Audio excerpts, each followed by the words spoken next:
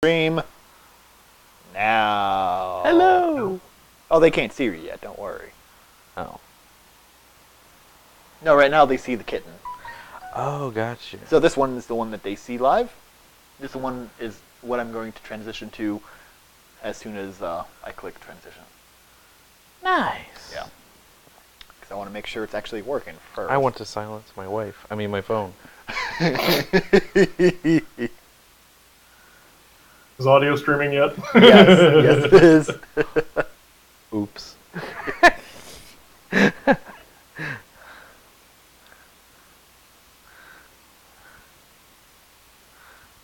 And there we are.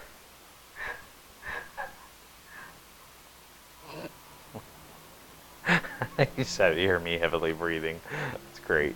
That's great. Yay, now I have the actual real URL to link over.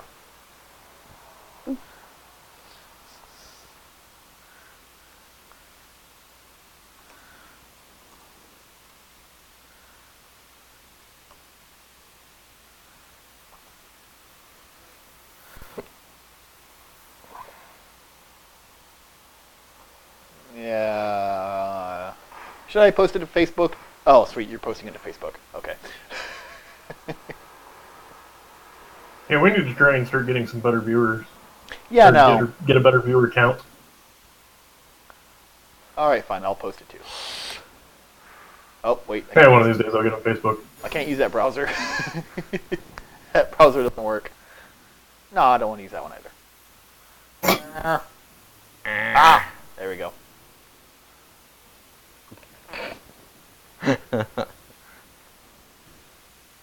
Yeah, you see, I can't use that one because that one has the cat on it. Ah, yes. Yeah.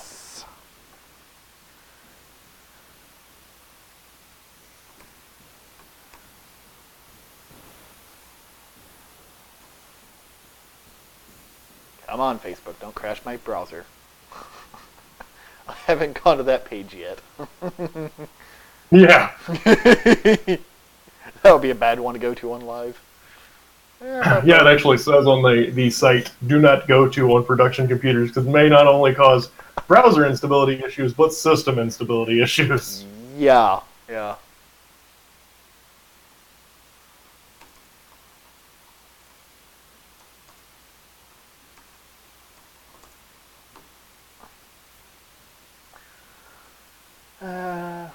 Okay. There. Oh, you see, mine has a fancy, well, they pulled the cat.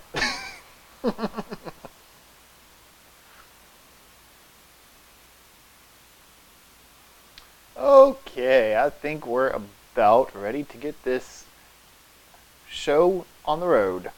On the road. Yes.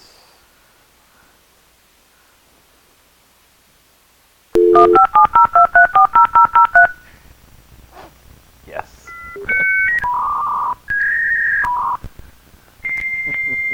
Trying to find Mike via dial-up. Connecting to Mike over the dial-up connection. I like the fact that the screen is an internal server code.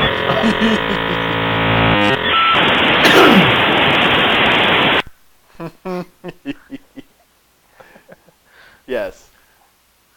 So that, we mentioned last week that we need some better hold music, or intro music. So we brought up the idea of dial-up tones. So. It works. And given this week's, I guess, news outline, event of news articles, the state of the of technology at the moment. Yeah. Mike found a very apropos GIF to illustrate how this week has gone in the world of tech. Yeah. It's been a complete dumpster fire. Yes. What little excitement we had last week in security news and tech news has more than been made up for in this week. Yeah. No doubt about that. So, going right into the first thing.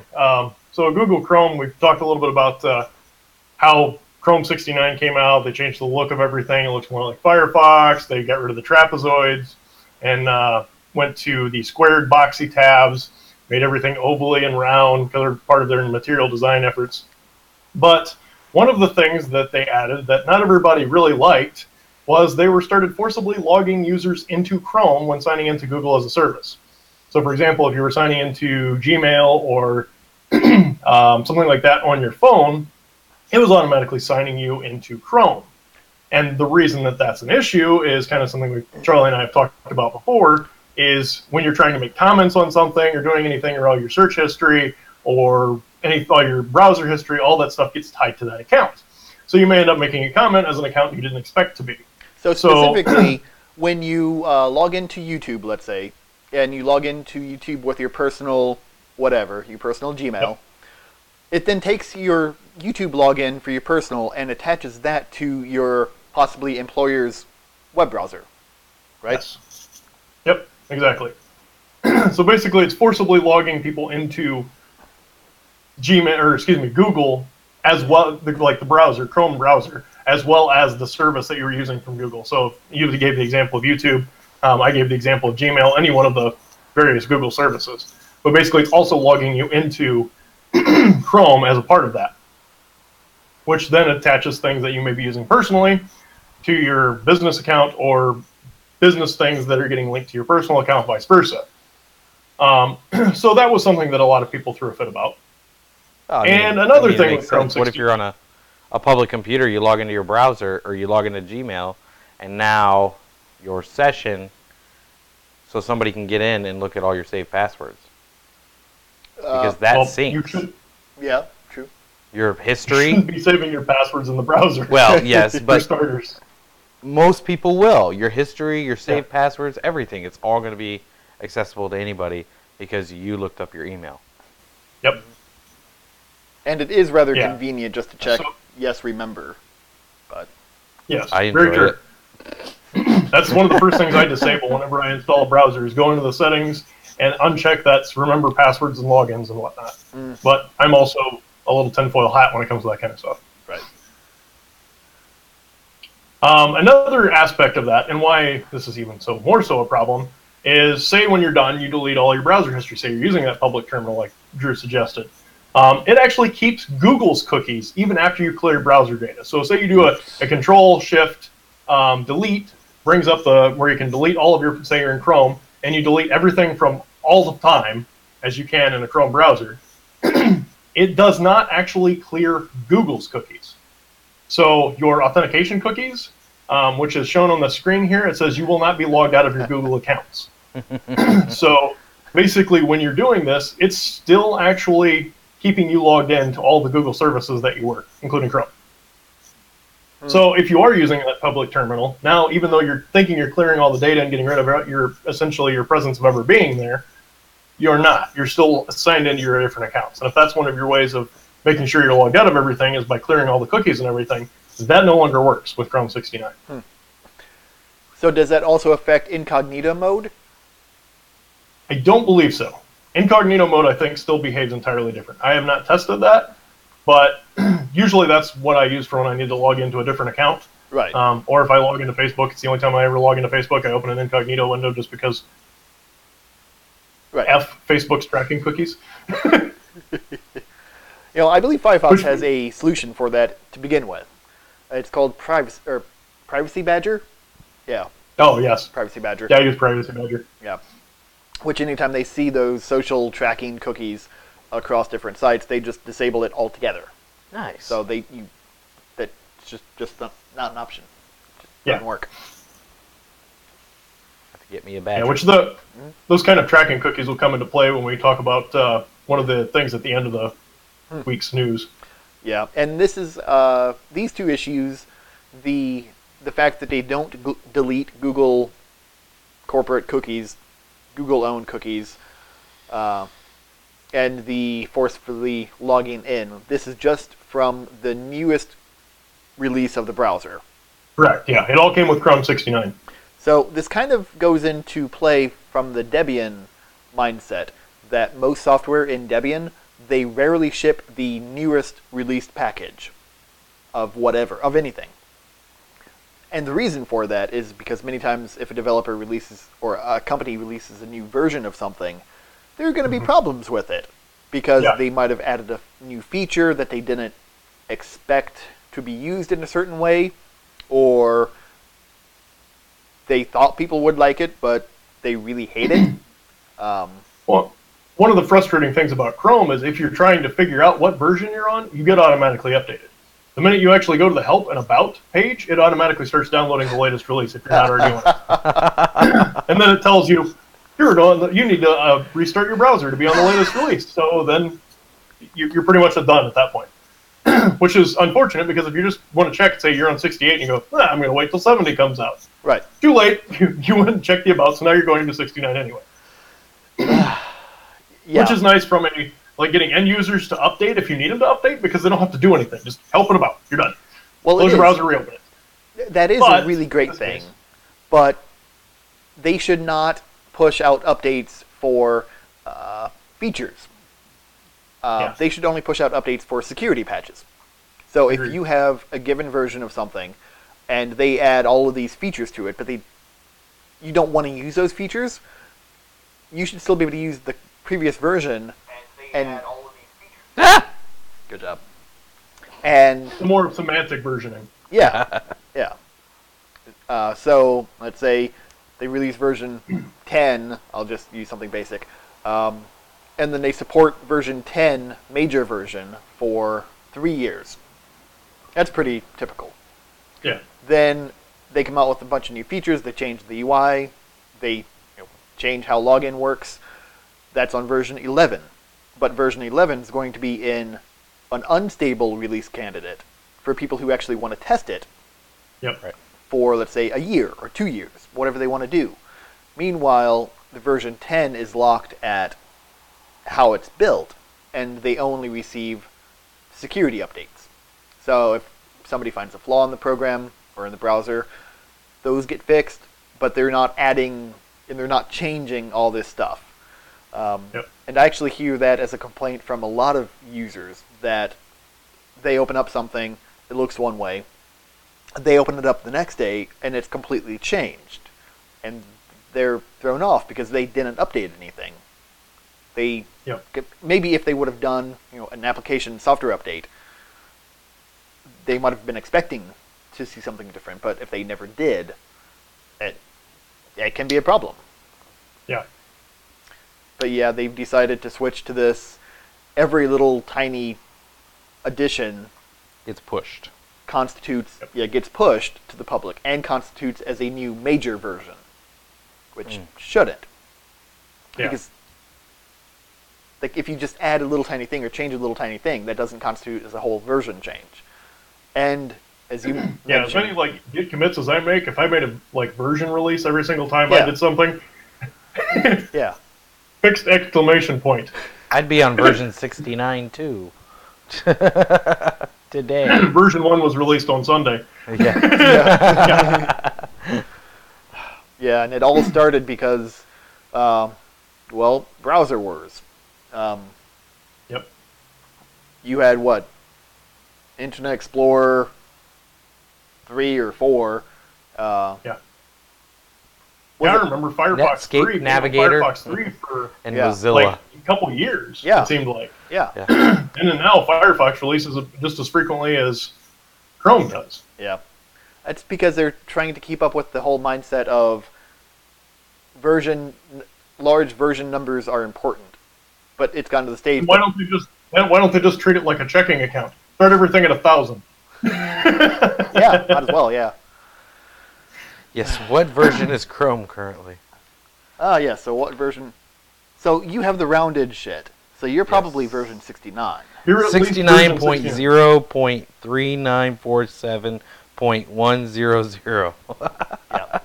So I believe 3497 is their build number. Oh, okay. Yep. Yeah, so that always increases. I don't know what the .100 is. Probably stable. I don't know. So those are the development tags. But yeah, it's just annoying. It is.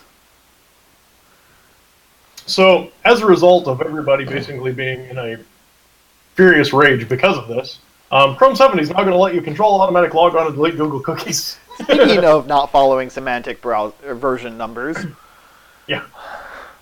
no, they couldn't have released Chrome 69.1 to fix version 69? Yeah. No. It has to be Chrome 70. Yep. Naturally. It makes it look like they're doing more. Yeah. Chrome Does 70 it? lets Does you it control anymore? automatic login and deletes Google cookies.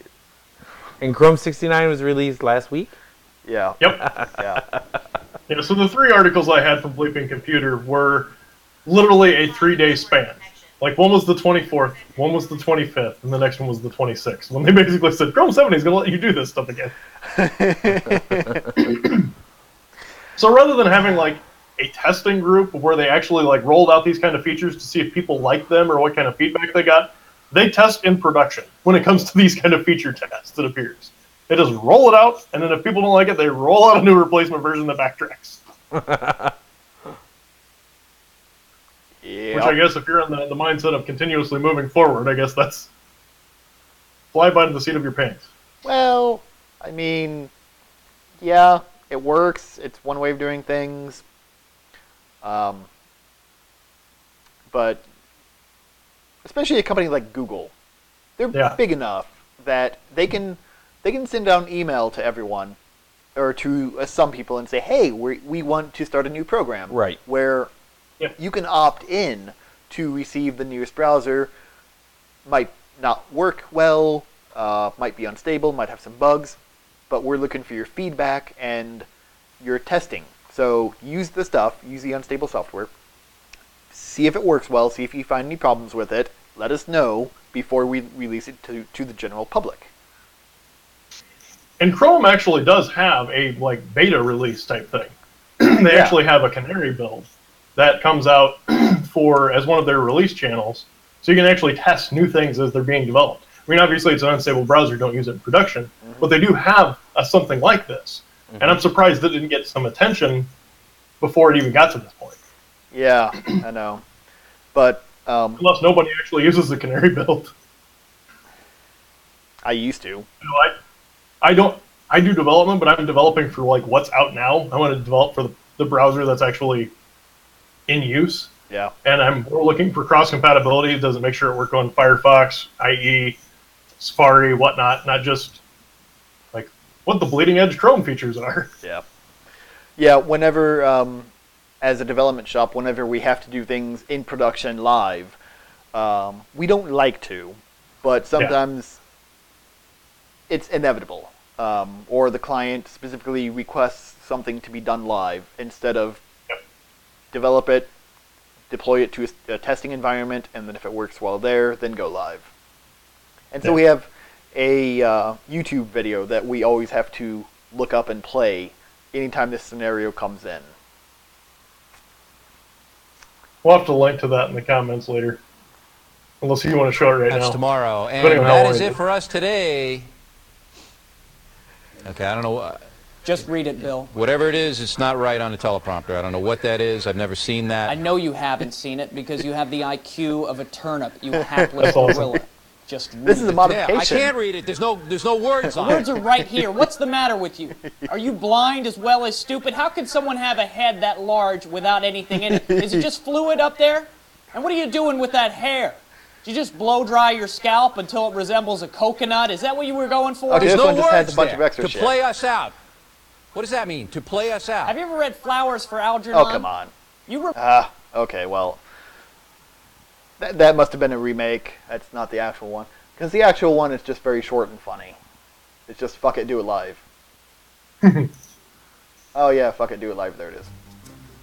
That's tomorrow, and that is it for us today. And we will leave you with a...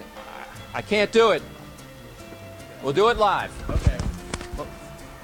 We'll do it live. Fuck it. Do it live. I'll write it, and we'll do it live. Thing sucks.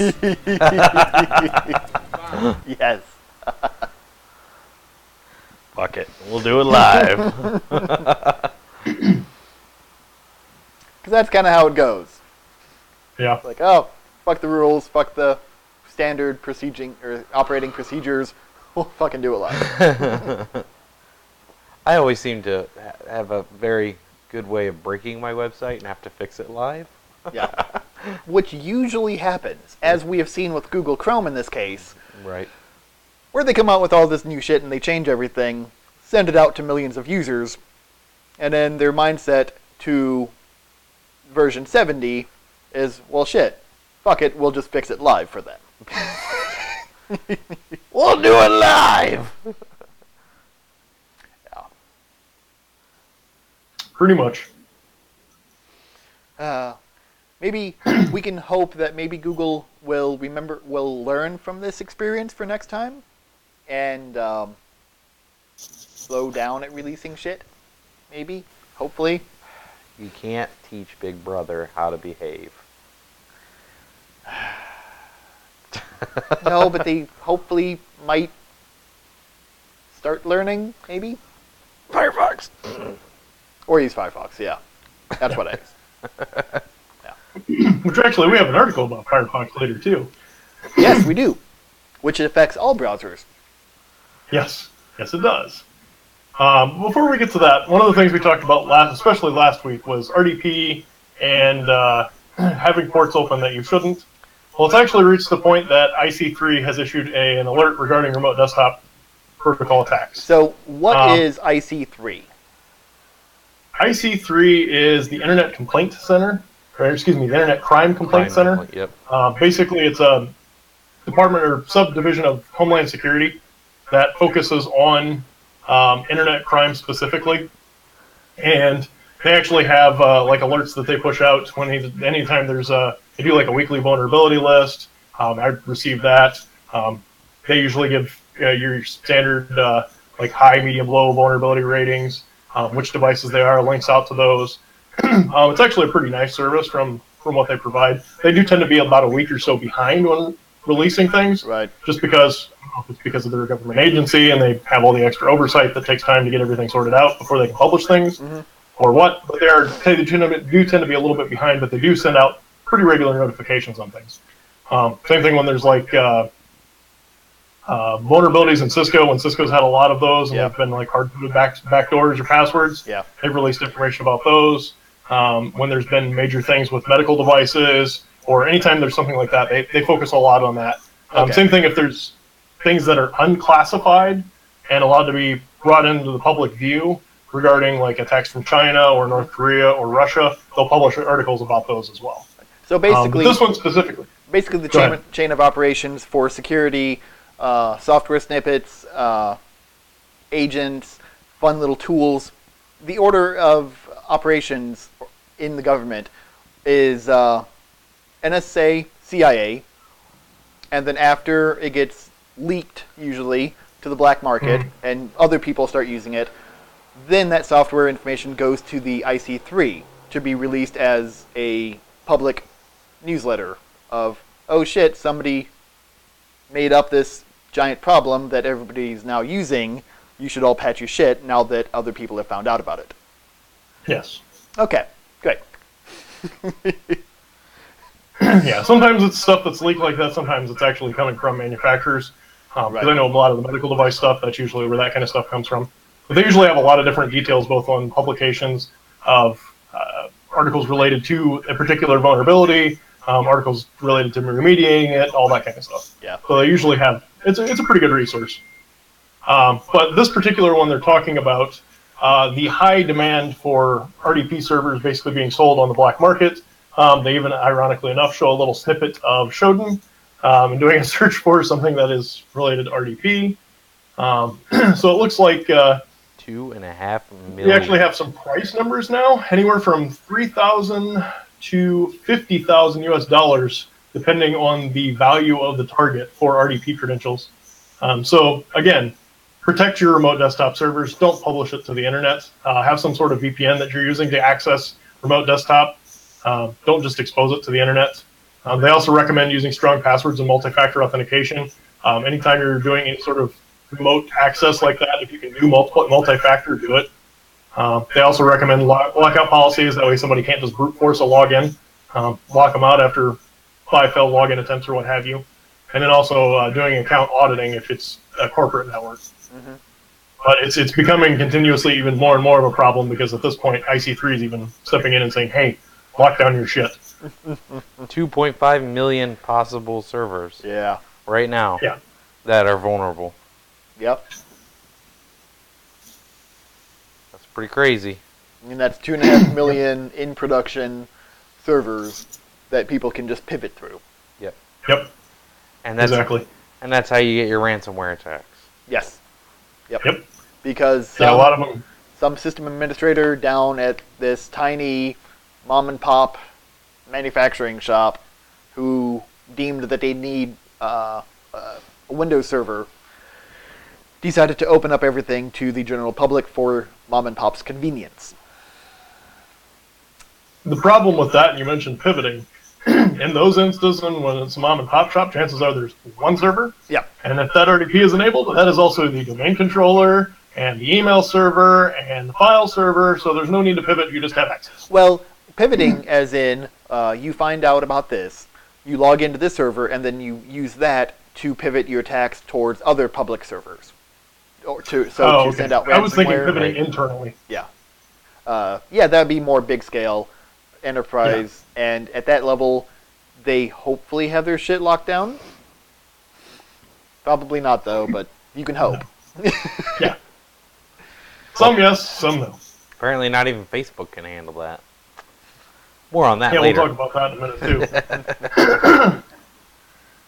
Speaking of leaving things exposed that you shouldn't, United Nations has a WordPress site, evidently, that they use for job postings. Which, again, nobody should ever use WordPress. No reason And for WordPress. while Charlie tends to have a disagreement with Drew and I about whether WordPress is ever relevant, It's not. This is a particular instance of where you definitely shouldn't be using WordPress, and also you should not be allowing directory listings on your web server.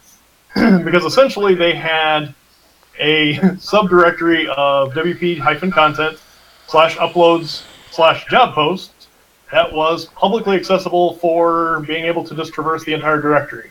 And it includes everybody's resumes that was uploaded there when they filled out an application on the site. So do you know of anybody who applied to the UN? You do now. Pretty much. Not a good Aside thing. from don't allow directory listings, I really don't even know what else to say on this, Charlie. Do you have anything? I mean, you can't even blame WordPress for this. This is just a bad... This is a bad This is server config. webmaster. Well, I can blame WordPress. Because WordPress will auto-create these directories for you based on the timestamp. So every new month, it'll create a new directory. If it was doing its job correctly, it should, when it creates those directories, go into that and auto-create an htaccess to prevent direct Okay, listing. fair enough. I'll give you that, yeah. It would be a very simple thing for it to do that. Yeah, yeah. It's not that much of an ask.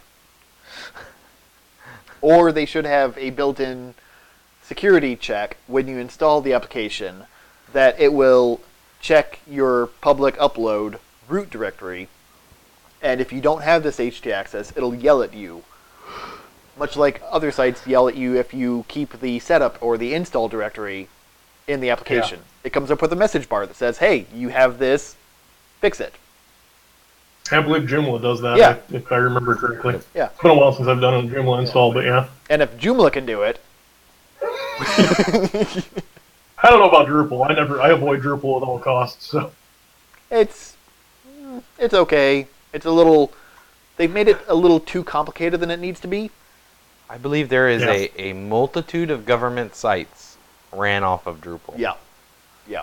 Actually, anything that ends in .gov is probably ran off of Drupal. Or .NET Nuke. That's another Now- common one. now there's a name I haven't heard in a while. It comes up occasionally in conversation. PHP Nuke and .NET Nuke. Yeah. That takes me back. Yeah, PHP Nuke. What is... I don't know.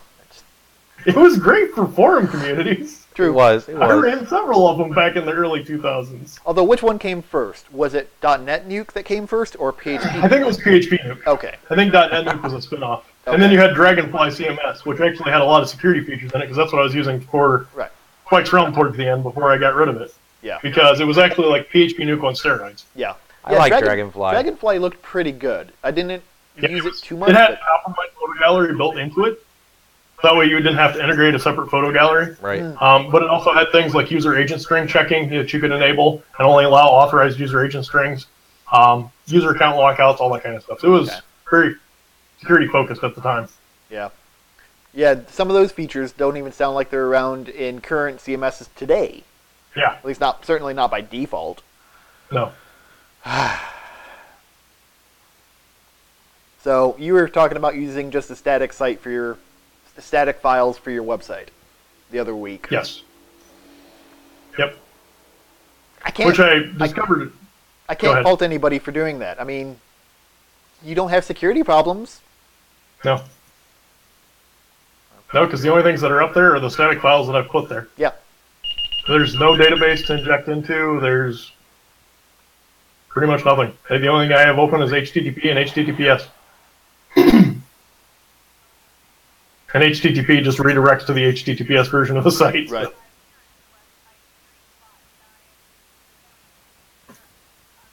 But yeah, so don't list directories or allow directory listings on secured sections of your site, and don't use WordPress for a job site. So as Charlie was talking about the Mozilla Firefox issue, so evidently we talked about the CSS and HTML JavaScript issue for iPhones, where you could crash an iPhone or a Mac by visiting it in Safari. That was one of the vulnerabilities, aside from the other, excuse me, Safari vulnerability being able to manipulate the actual URL in the address bar.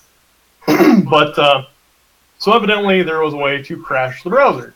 Well, there's now actually a whole browser Reaper project, where if you go to reaperbugs.com, yeah, reaperbugs.com will actually give you the one for Chrome, Safari, and Firefox that will actually crash the browser for each one of them. They do advise not using these or clicking on these in production or on production machines, because not only may it cause browser instability issues, but it may even cause system instability issues. Right. So don't go to these on your work computer or your personal computer that you don't have a backup of. Right, right.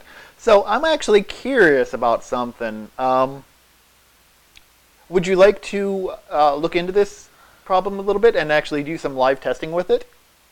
Yeah, we can do that. Awesome. Load up VirtualBox here from the evil Oracle company, but it does work, so. Absolutely. Could use Docker. No. That's weird voodoo black magic shit that I like it for development environments, though. That's what I use for my local Jekyll development. And Laravel whenever I happen to be working on a Laravel project. Yeah. Laradoc actually is pretty sweet.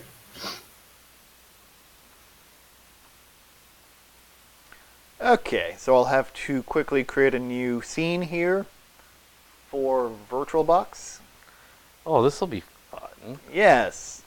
Setting up production shit on the fly. What were we just saying?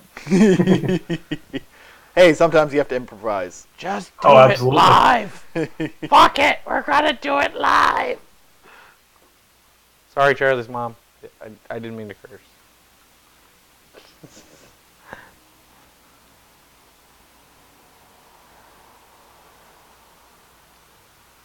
Hey. Yeah. All right. So, let's see here. So here we have a shiny, surprisingly not complaining to me about a license, Windows 7. 7. Okay. So it looks like I have... Wow, Charlie, you don't use Windows very often. No, I don't. Nope, don't have that. Nope, okay. So I guess I just have Chrome downloader. Simple enough. I don't know what that is, but fuck off. That looks like, oh God, Charlie, no. Reaperbugs.com. Reaperbugs.com. That's IE8, Charlie. What's the worst that could happen? It probably can't even render the website. No, it can't. My point exactly. Okay. It's like HTML what?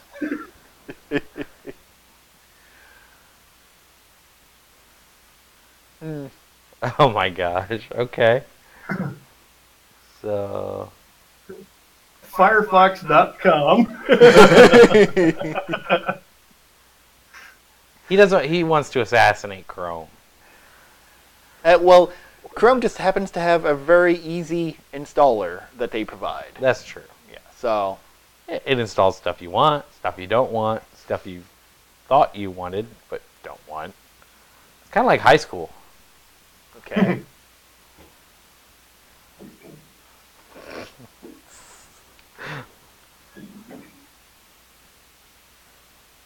Verifying application. Wow, Windows, you're so secure. Thank you for verifying my application for me. Right. Hey, it asks if I really want to run this thing I just clicked run on, so that's secure, right? Nothing could possibly go wrong. Asking you 5 times, are you really sure you want to do something? Okay, I think it's doing something. Maybe. Task manager. Performance.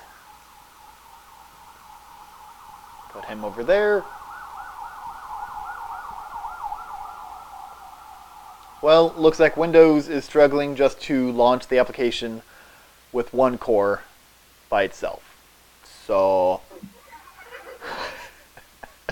it probably won't be very difficult to crash this VM. No, especially since it just sends it to a not responding. 3 gigs or whatever the i7 is should be enough, and it has like a gig of memory. That's plenty for a GUI, right? Yeah. No.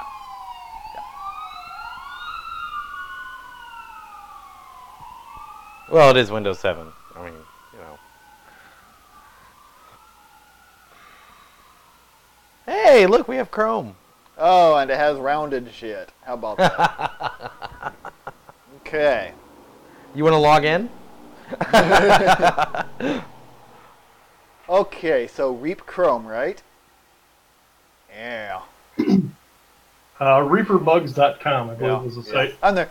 So, are you sure this may crash your browser or at worst your device? Sounds good to me. Let's do it. Here it goes. And now we watch.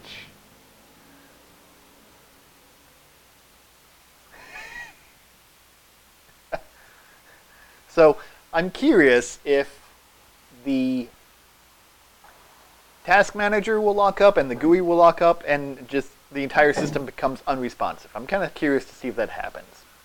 Or if it's just the browser. Yeah. So now you can see the processor at 100%. Yep. And the RAM is climbing very quickly. Yep. Mm-hmm. So it's eating up all of your computer's power. And Kernel panic. Yep. And oh my.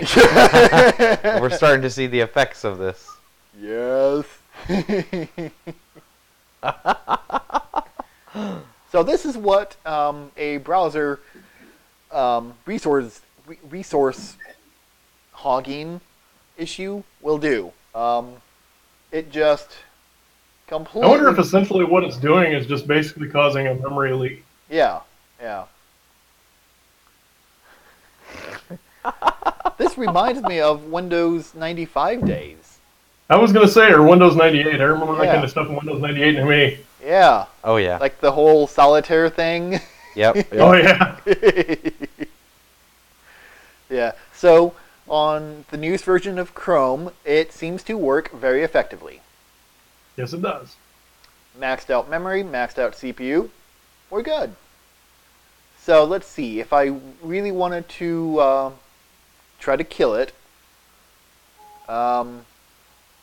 end task. Okay, so that works pretty... Thank you, Microsoft. I didn't know that that program just crashed after I clicked force kill.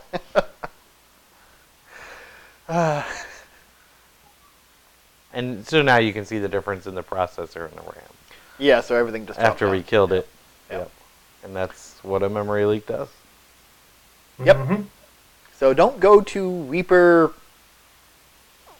Bugs.com. reaperbugs.com. But you Yeah, could see don't- that do not code go could there. be put in anywhere. It Yeah. could, yeah. Pop-up windows. Yeah. Mm-hmm. So I am kind of curious now what's actually going on with it. Because have you looked at the code to do that? I have not, no. I know I don't know about the ones for Chrome and Firefox, but I know the one for Safari could be done strictly with CSS, Right. which is Yeah. crazy to think about. I think the other ones are using a JavaScript. Fuck drop shadows.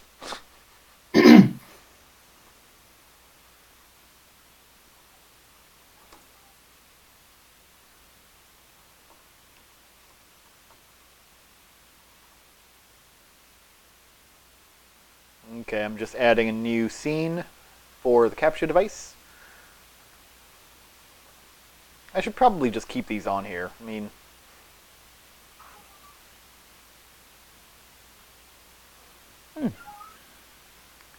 Okay.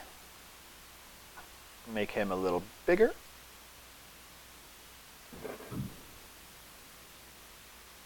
Good enough.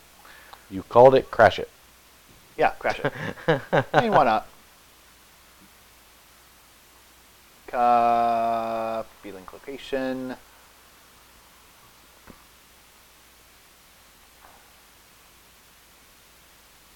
Copy link location.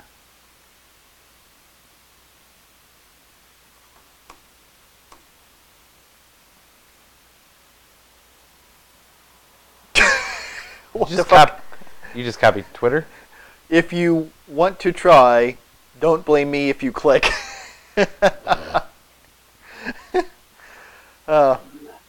Okay, so it's just a bunch of links or JSON code. Because I used curl to download the page. Because curl will download the page without executing any of the code. Here's a bunch of CSS, la-di-da-di-da. And I mean, we have a bunch of shit here, but other than just being a page with a lot of content, I'm not seeing anything.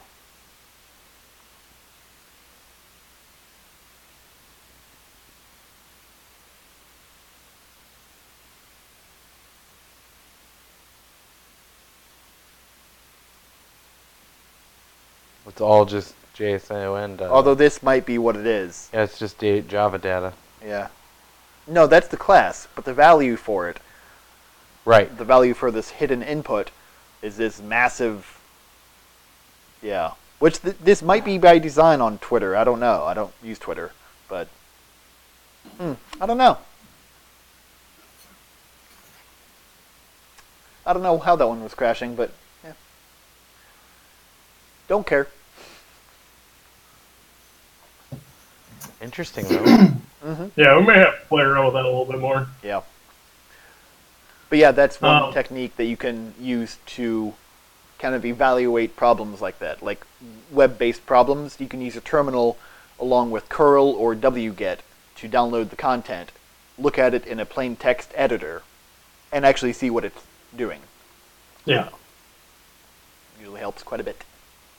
So, So, how does many anybody- people Go ahead. have seen that Netflix show? What's it called again? Black Mirror. Black Mirror. Black Mirror. What I was just about to ask. Yes. Black Mirror is coming for you. And not It's just coming in to China. And not just in China. All right, So Mike. iTunes has started assigning a trust score based on emails and phone calls. And it looks like the way they're doing this is basically tied to the device ID for what you're signed into iTunes with. And I guess it's part of the iOS 12 security enhancements, maybe? From the looks of it? That's such a security thing. They're calling it security. But this is concerning for a variety of reasons. Charlie, you want to take lead on this since you're familiar with Black Mirror as well? Well, so on Black Mirror, if for anybody not familiar with it, Netflix. yes, it's on Netflix. Highly recommend watching it. It's a great thing. They have your little mobile device and everything that you, including DevOps stickers,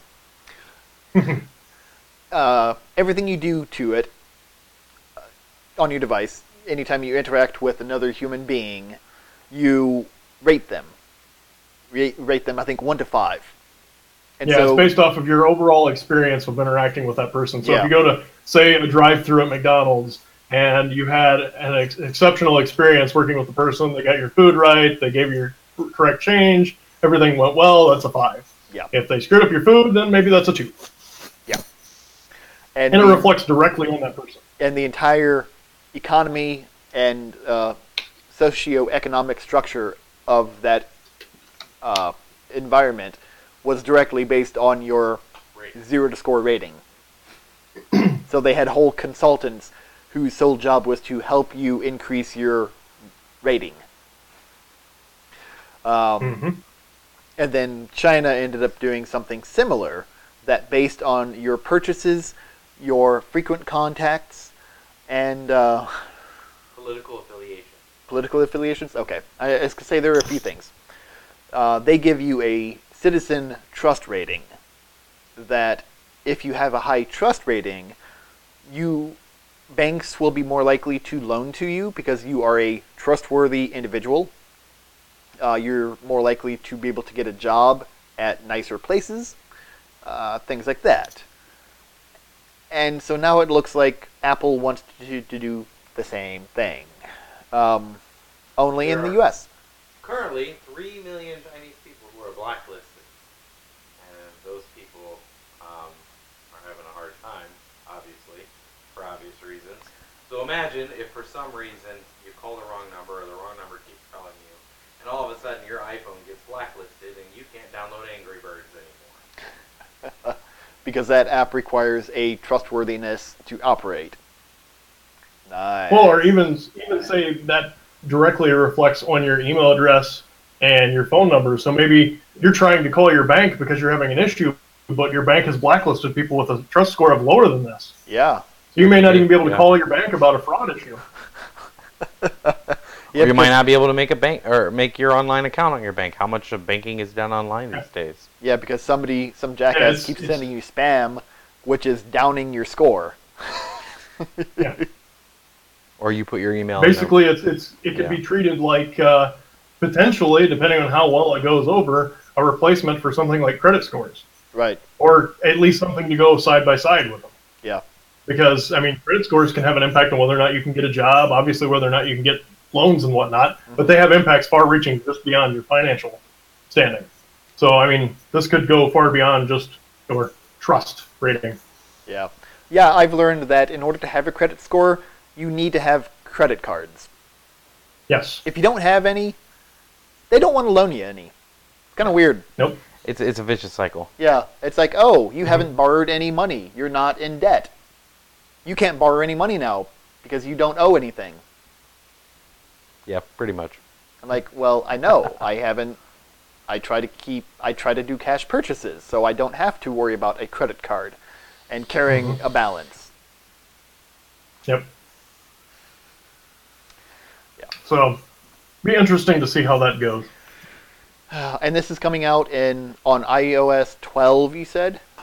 I believe so. Yeah, that's what it looks like. And I actually have iOS 12 on my iPhone already, so I'll actually have to see if there's any settings related to that in there. I know there's a lot of new features they added, like screen time, which tells you how long you spend on which applications and whatever, which I guess from a parental standpoint is probably good for your children's devices.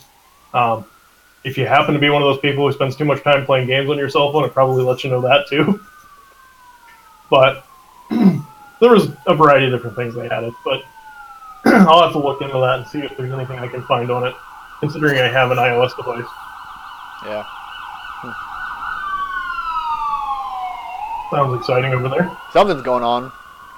Seizure. Yep. That's never fun. Although it's better than earlier. The high street right up front had fire trucks all over the place, and the cops had the roads blocked off. Sorry. Yeah, that was exciting. Somebody is new to those apartments and didn't understand what a fire alarm was, and so they pulled it. They decided to see what it was. Yeah. They found out that was a bad idea. All right. So we've all probably heard of DDoS attacks with, Anonymous, the low orbit ion cannon, the botnets. Well, now you can make a botnet out of your Internet of Things devices, like your light bulbs. So Internet of Things as in a light bulb that you screw in. Yes. That lets you change or your connected refrigerator, or your toaster, or your toaster, or anything else that connects to the internet that shouldn't be connected to the internet. Toilets. So IoT botnets are not really that new of a thing. Wanted a smart toaster. Mirai, as well as some other famous botnets, were composed of Internet of Things devices, just because they're so prolific and they're usually extremely vulnerable, especially cameras. Yeah.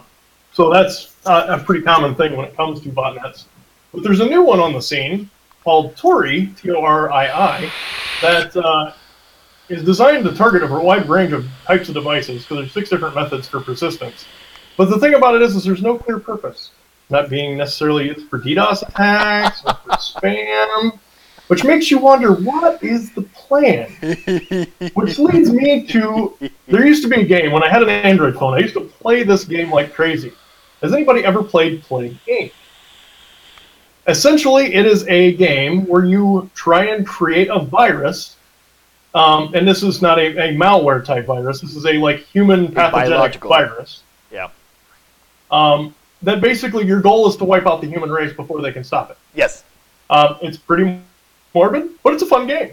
It is fun. And usually the most effective way from me playing it, I found, was to start in some third world country and give it just a high rate of transmission, so like something from a sneeze or something like that, with very little symptoms. Yep.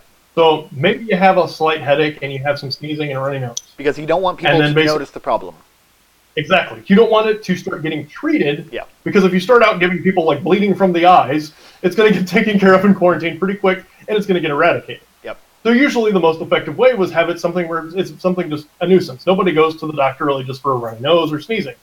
So you have that, and then soon it propagates through different countries, and once you have about 70% of the population infected, then you introduce things like vomiting blood, or basically hemorrhagings in the brain, or all kinds of things. You can do all kinds of crazy symptoms that you can cause to basically eradicate the human race.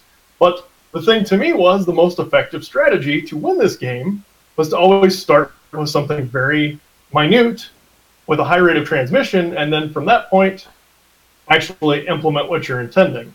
So the fact that in this botnet, and when reading this article, it immediately made me think of Plague Inc., because here is a relatively prolific botnet that's not doing anything. Yeah.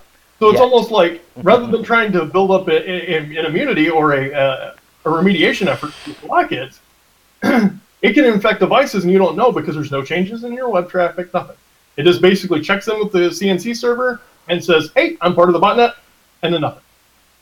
Other than maybe the occasional ping out to make sure the connection's still established. Well, that is the underlying foundation of a botnet, of a good botnet, is that the first step is that you need to get resources. You need to collect enough resources that you can sell that to interested buyers.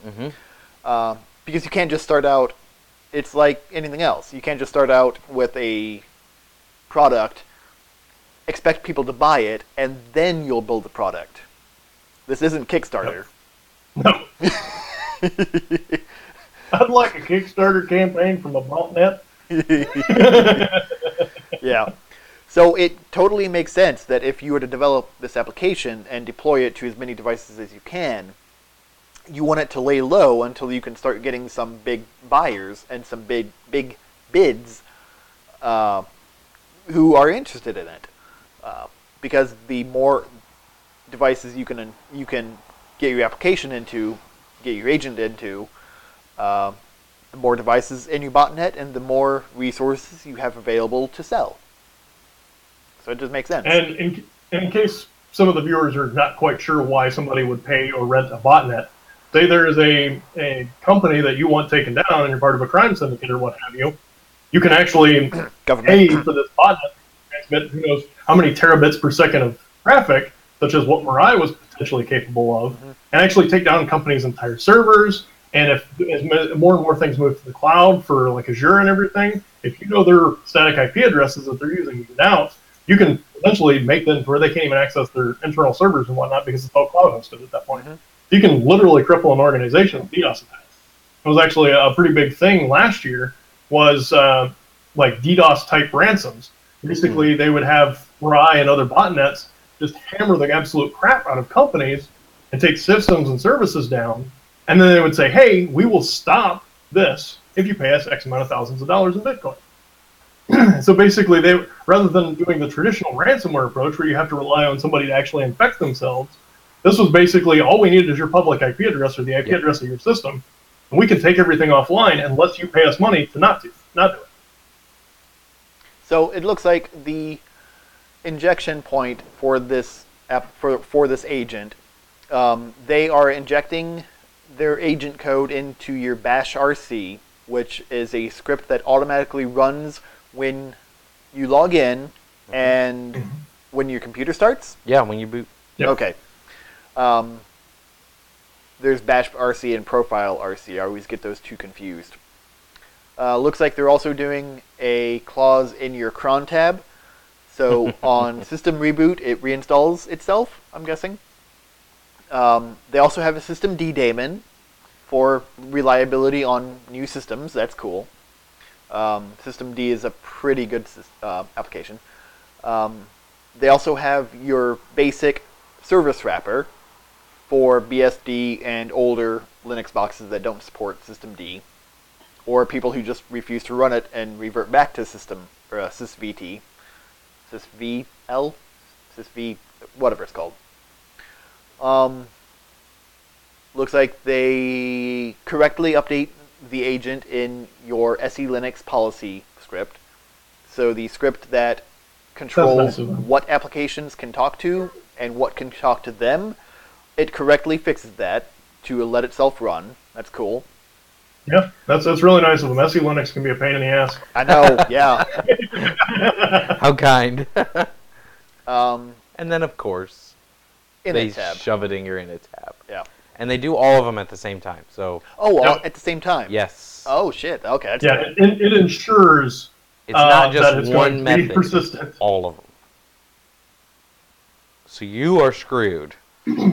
So just kind of on a relative comparison for other botnets, VPN filter and hide and seek were the only other two to really gain persistence on the infected device. Most of the like devices like device botnets like Mirai and whatnot, if you rebooted the device, it lost communication with the botnet. So it had to be reinfected. Unfortunately, that was trivial unless you patched the device, because as soon as there was actually one last year, there was some cheap like surveillance camera manufacturer was like a $50 surveillance camera or whatever. Within 90 seconds of the person the security researcher connecting it, it reached out to the internet, got infected with a botnet, and was basically part of a botnet within 90 seconds of being plugged in.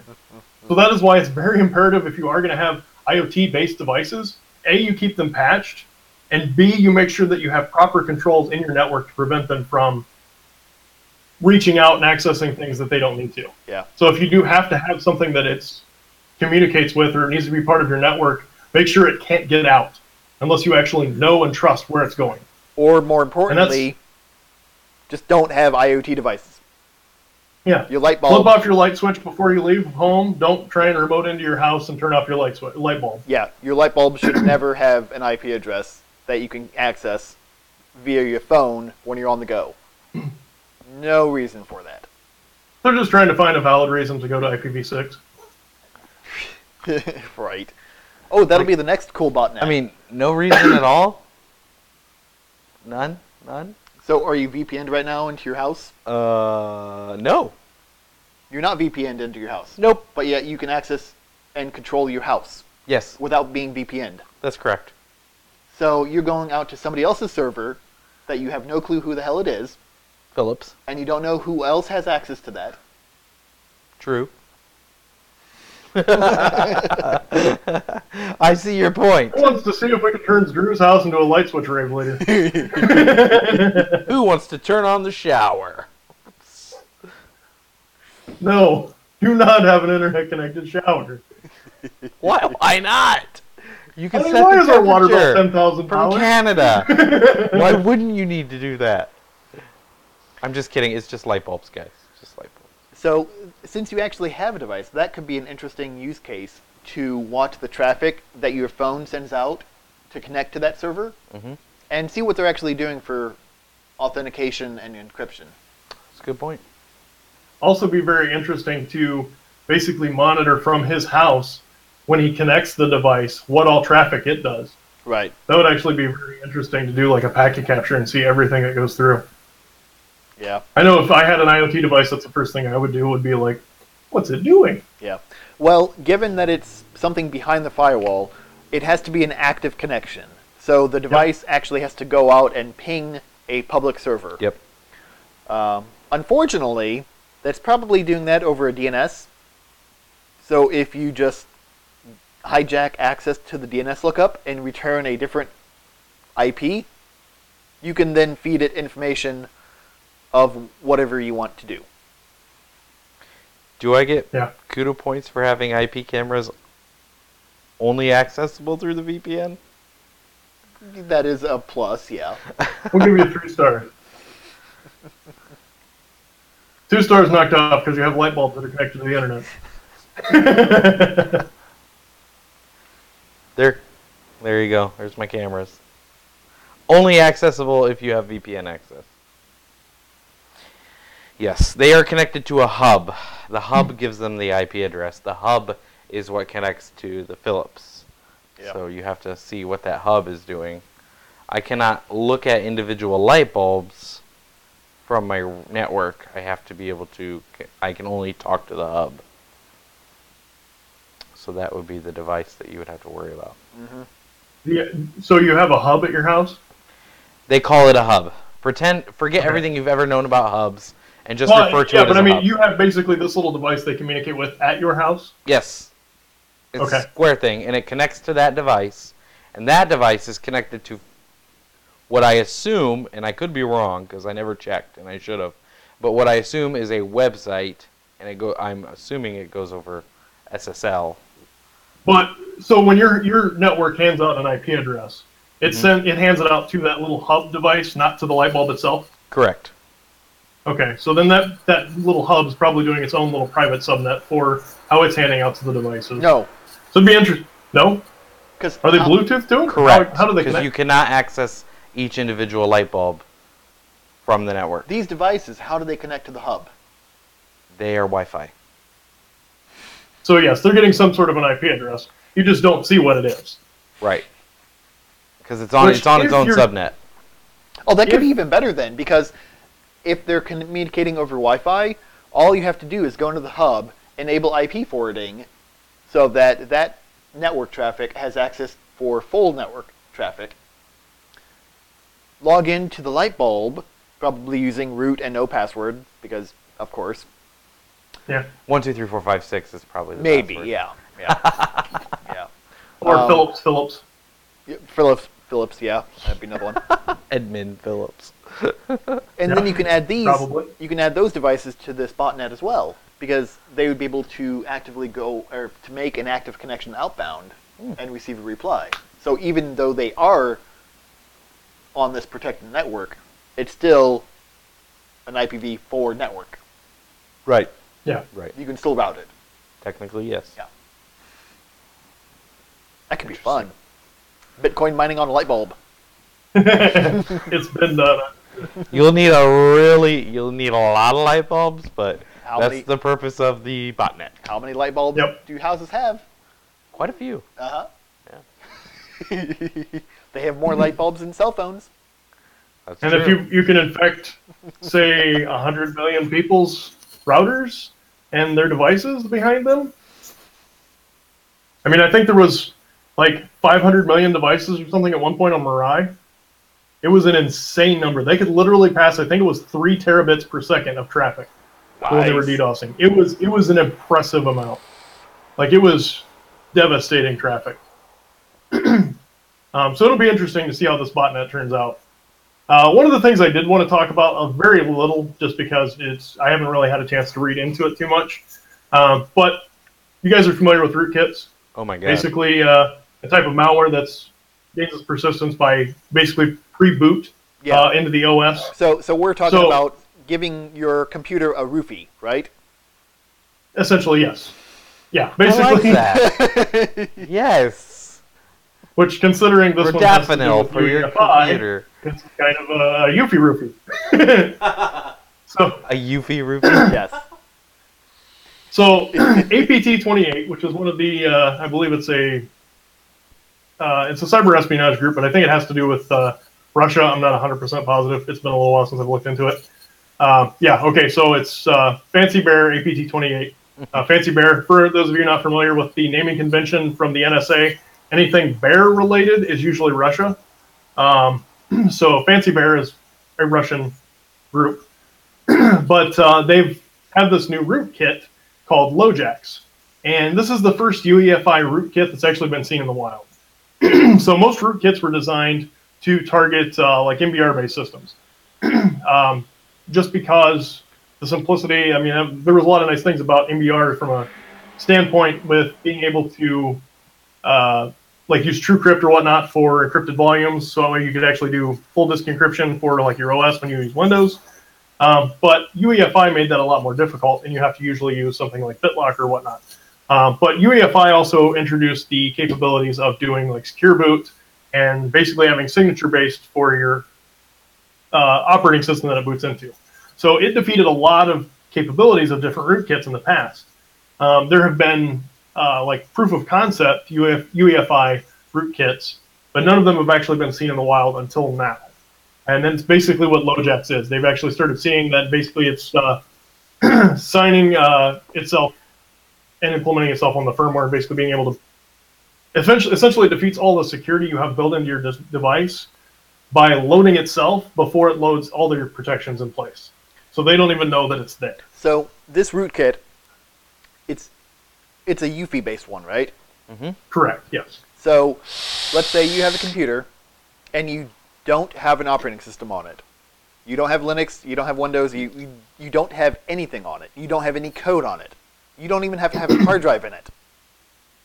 It can still be infected. Correct. It can still be infected by this rootkit, because this rootkit's actually infecting the motherboard. The firmware. Yes, correct. That's another important aspect of rootkits. They don't typically infect the hard drive, they typically infect the motherboard. They're usually implementing directly itself on the firmware of the motherboard. to the read-only memory. Yep. Which clearly Basically, is not the same thing you read-only. should Which be is doing not. to regularly update your Right. hardware. It does basically the same thing. Well, yeah. They stopped using real read-only memory a long time ago. Yeah. Well, and I mean, look at all the Intel-based vulnerabilities and everything we've had earlier this year. That the only solution was patching hardware, which is a lot more difficult than it sounds, and especially when it comes to the Intel vulnerabilities, because what makes modern-day processing so fast is the like, trying to think of the term for it, essentially the psychic processing, where basically it tries to determine basically what speculative processing. Yeah. Where basically it tries to, based off of your interactions in the past, figure out what you're going to do next so that it can be that much faster at it. And basically, typically when that happens, you had basically a fork of this is what one possibility, this is the other possibility, this is the more likely of the two. And when you took one, basically this one was supposed to have died off and done nothing, except for the fact that this one could still execute code, which was the vulnerability that was discovered. Oh, geez. Which means that, yeah, if you haven't actually looked into Spectre and Meltdown, horrendous types of vulnerabilities that are, to some level, almost impatchable aside from replacing your processor. And that's not easy for an organization to do. Yeah. So, I mean, if you have, like, companies that have blade centers or something like that in them, and they're running hundreds of VMs off the blades, you might upgrade or patch that vulnerability, and then you can only run half as many VMs as you were previously able to. Because there were some places that were seeing a 45% reduction in processing capabilities after doing the patch. So a lot of places had to basically just make the assumption of, this is just assumed risk at this point because we can't financially make this transition. So that's what a lot of companies ran into. And then even more so, they found out that sometimes that didn't even fix all the problems. And there was actually one patch that Windows put out. So you not only had to patch the hardware, but then you had to patch the operating system that was running on it. And one of the patches for Windows actually broke more things and caused a separate vulnerability. So then Windows rolled that back in another patch, which is another thing it goes back to, don't update the minute something comes out. Because most places I recommend 1 to 2 weeks behind on Windows updates. That way you have time to find out if they break something.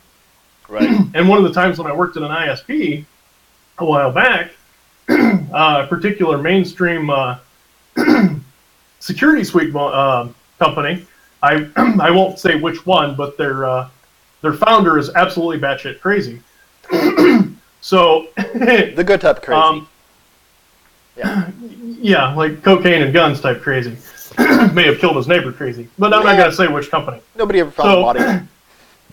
They had an update that they pushed to their endpoints for their security suite that I always make jokes about because it was so funny, but at the same time it was a nightmare to fix, that actually disabled the network card basically for their devices.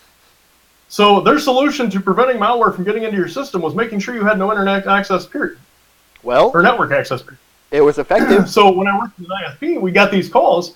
Hey, I can't get to the internet. My internet's down. Can you try from your phone? It works from my phone. Are you by chance using so-and-so company's AV? Why, yes, I am. Uninstall it. That was the only solution until they came out with the next update, like a few days later, that actually fixed that botched update. Right. So, which, you just go out and download an update for this botched program using a computer that can't get internet. Yeah. Because I just fucked it up. Yep. Just do it live. Just exactly. do it live. All right. And yet companies still don't learn. Yep. So now let's talk about something that most of us use quite often. Or at least have accounts on. And I'm sure that if anybody's read the news, they probably expected us to talk about this. Because it's been all over the news. What happened to Facebook?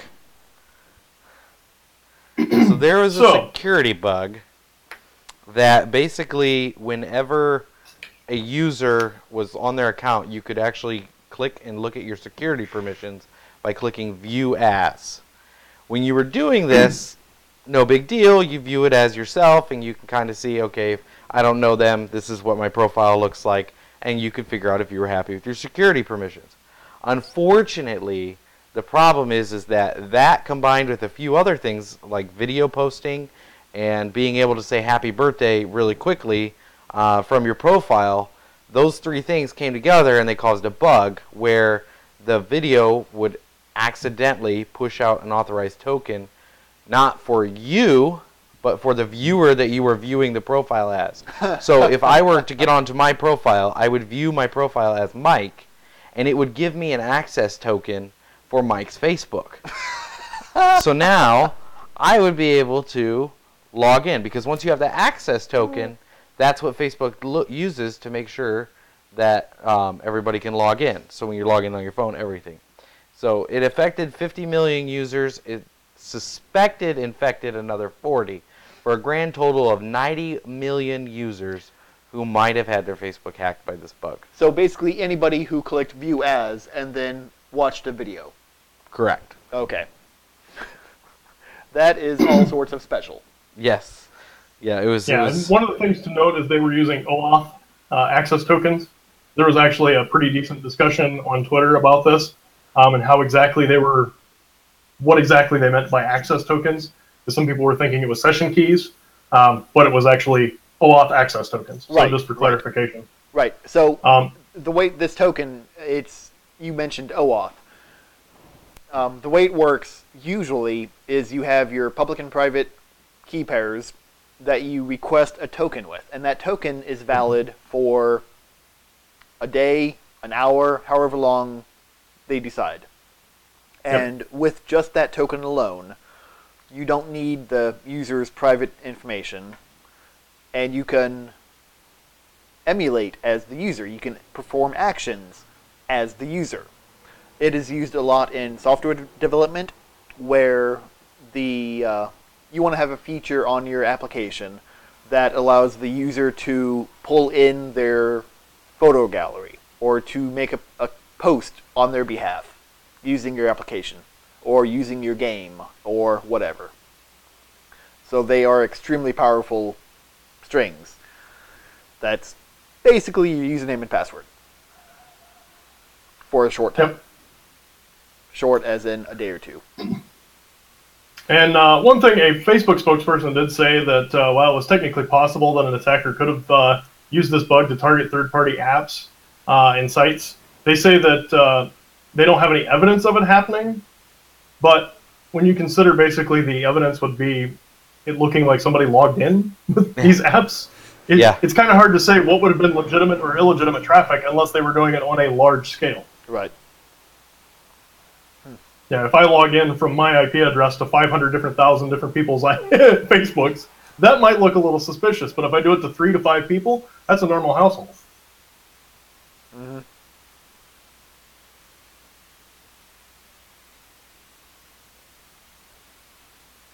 And then earlier this week, there was also a vulnerability with Twitter that didn't really make the cut for being a article discussion worthy, but they had DMs for, I think it was 50 million people that were potentially available for like developers and whatnot to view for the past year because of a vulnerability with how they were securing things.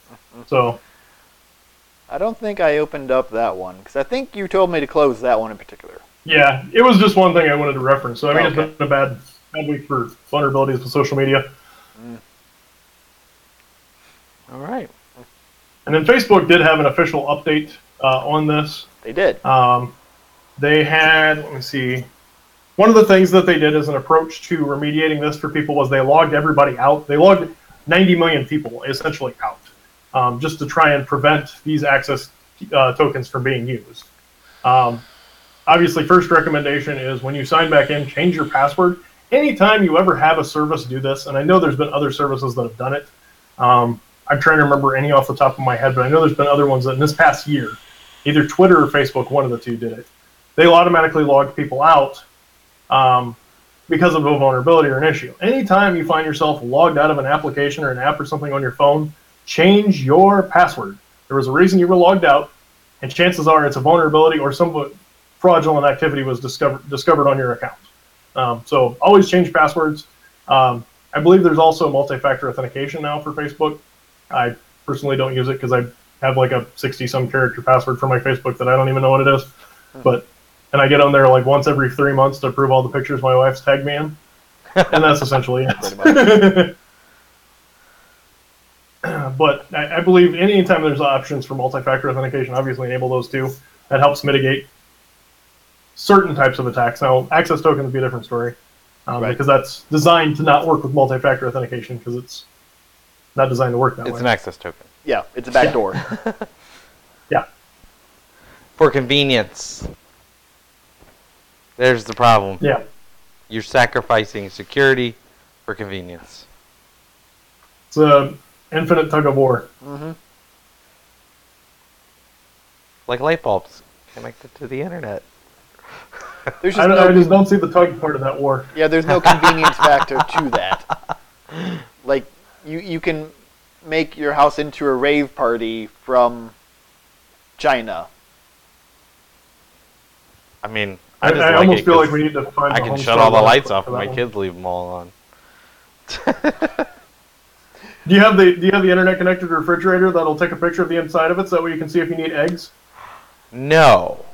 That's a great idea, though. I should get one of those. I bet It's you like can a make one with a Raspberry $6,000 Pi. refrigerator. Why? There's nothing wrong with connecting Raspberry Pis to the internet, right? As It long depends as, on what purpose they're serving. If they're a web server, then no, that's perfectly acceptable. well, are you disabling SSH, switching to SSH key-based auth only, or at very least changing the default password of Pi? Who does that? You just turn them on, right? Although at least anymore, SSH is disabled by default. Is it really? Yes. Oh, nice. Yeah, it is. Probably for that reason. All right. Well, anybody got anything else? Actually, Troy, Charlie just made me think of this now that you mentioned Raspberry Pi. Oh, no. I'll send you this one over real quick. This will be our last little thing to talk about. Pi-hole. The pie hole. Pi hole? Yes. If this is a picture of a So- butthole. Have you seen the last Thor movie, Ragnarok? No. I have not. Have you, Drew? No. Yeah, never mind. You guys won't get the reference. So, Pi-hole is actually something to do with a Raspberry Pi. Hence, the link that I just sent that Charlie needs to open. I don't have to do shit.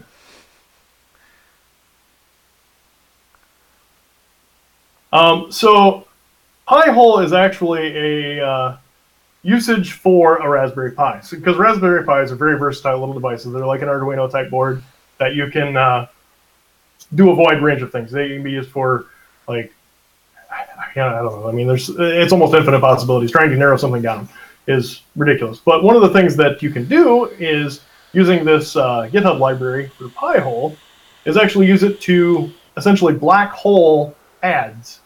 So that way you can block advertisements on your network without having to pay for some third-party service that basically does it on like your firewall or router level.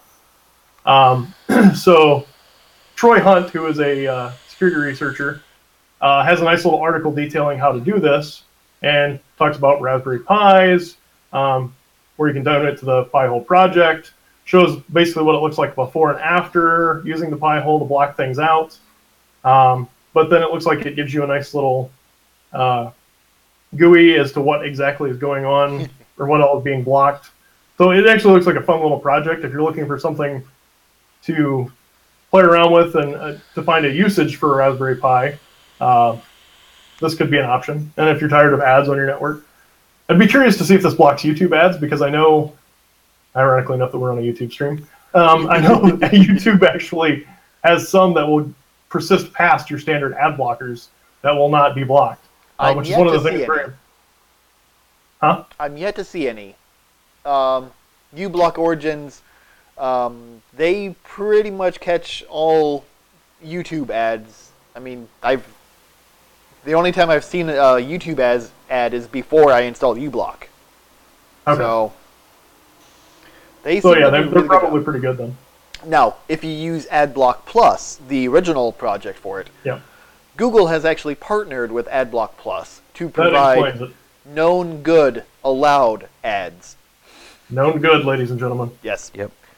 And so if you use AdBlock Plus APP, that's when you'll see YouTube ads because they're certified by See, and I Google. use AdBlock Plus in Chrome, so that's probably why. That's why. If you switch to uBlock, which is a fork of AdBlock Plus from before they switched to this. I have uBlock on Chrome, or no, excuse me, Firefox. Yeah. I have that in Privacy Badger. Yeah. Both highly recommended extensions. So the code for this Pi-hole, where does he link it? I believe so. I mean, he better. It's a Pi project.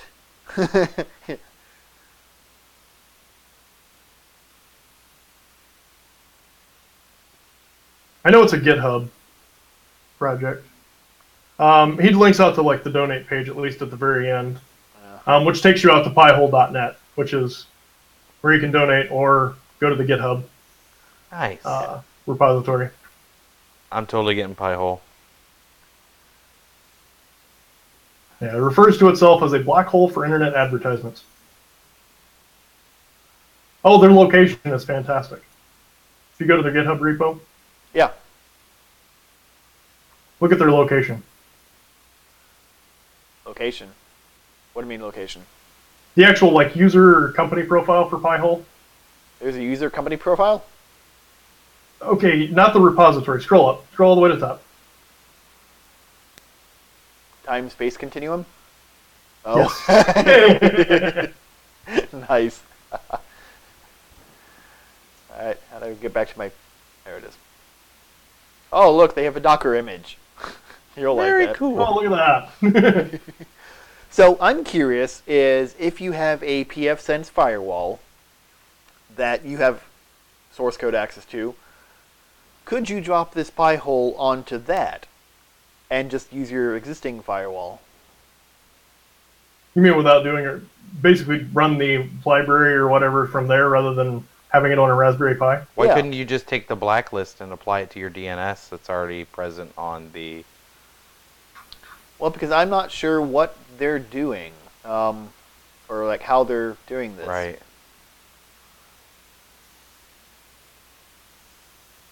All right, gents, we've been closing in on the like 2-hour mark, so we probably should cut this off. All right. Yeah. All right, But well... that was just something else that I thought was rather interesting. Well, this is kind of Since the you after mentioned show, Raspberry anyways. Pi. Yeah. If anybody has any questions, ideas, or anything for next week, put them in the comments below. Don't forget to like, subscribe. Yeah, all that stuff. Share as you feel appropriate. Stuff that I tend not to do, but I should tell people to do it. Yes, exactly. Yeah. And we'll be back next time. Give us a thumbs up or whatever the fuck that is. I on think it's a YouTube. thumbs up. Is Yeah. it? Okay. Yeah, thumbs up. I don't know. I Twitch. I don't know. Yeah. Good night. Good night, Have until fun next time. Until next week, stay safe.